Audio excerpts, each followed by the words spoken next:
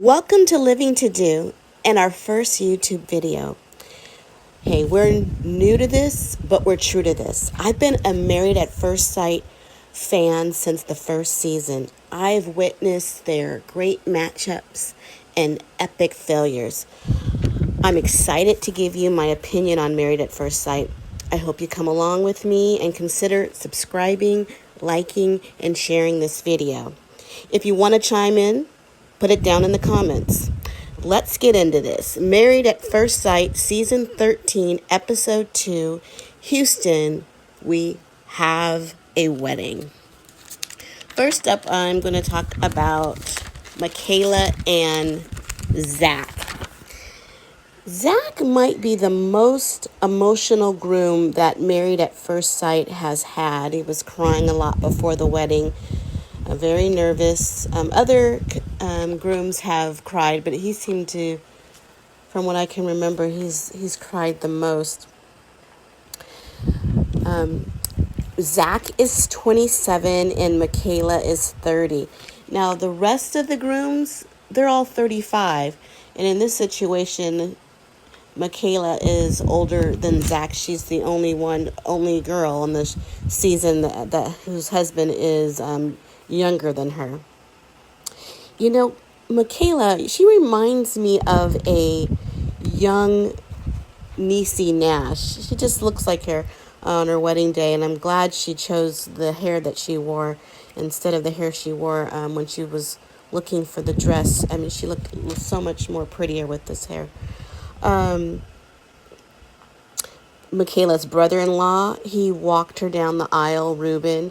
That was really nice because Michaela has mentioned that her father was killed by a drunk driver. That's really sad.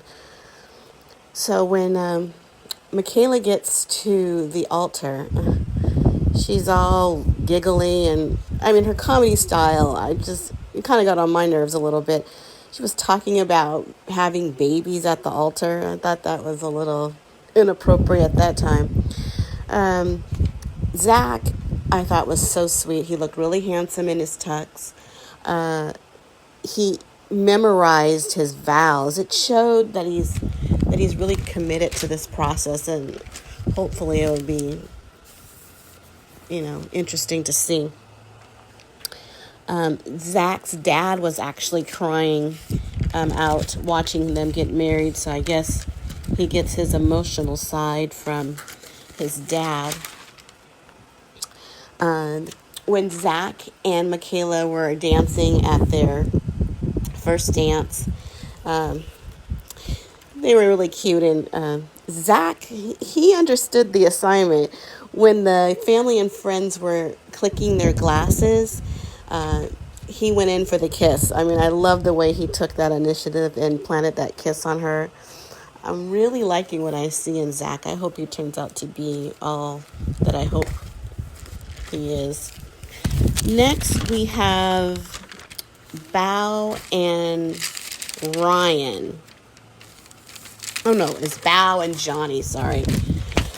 I really like them together. They seem to like each other. I'm glad that Bao seems to have a positive outlook on this, and she's acting like it.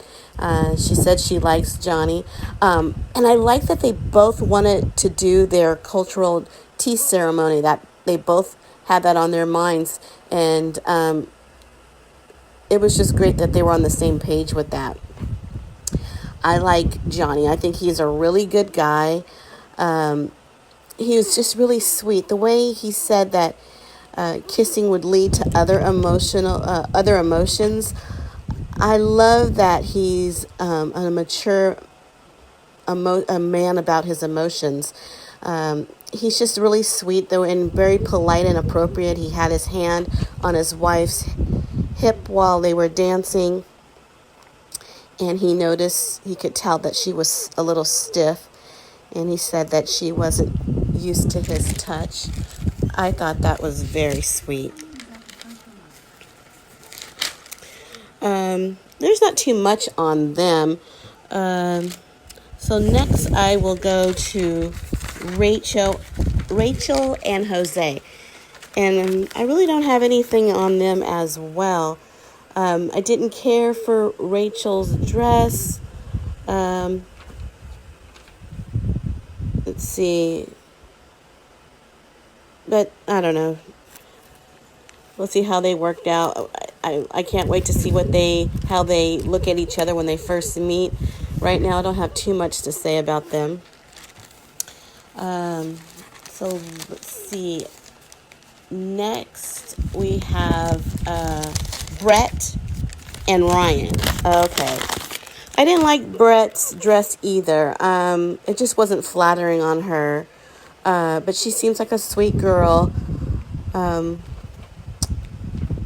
And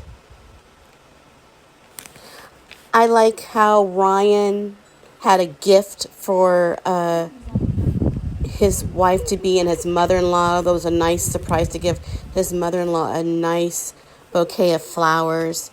So that was good, all that I had on them. And the last couple I have is Gill and Myra. I gotta learn to say her name. She seems like a diva, though I thought she had the prettiest dress. Let's see. She says she's not going to compromise, and I thought, oh, that's only going to hurt you. I don't know if it's going to work out if you're not willing to work with someone. She says she doesn't want a bald head, and I think, she better get used to that. Later, she said she didn't mind it, that that she thought he had kind eyes, so she is not going to make a big deal out of that. Let's see. Myler's mother, she gave Gill it looked like a nasty look when he was walking down the aisle, but later we found out he did go to her and speak Spanish to her. That was really kind. He seemed like a really kind guy. But I noted a red flag with Gill. He doesn't have any family at the wedding, and that's always been a red flag when it comes to married at first sight. When the one party doesn't have their family, a member of their family at the wedding, it always seems to turn out disastrous.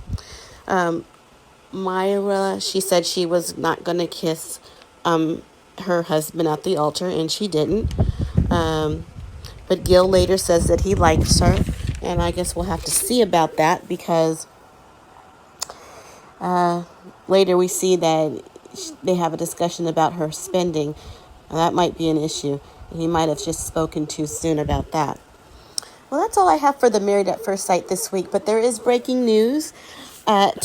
Austin and Jessica from season 10 are expecting their first child, so congratulations to them.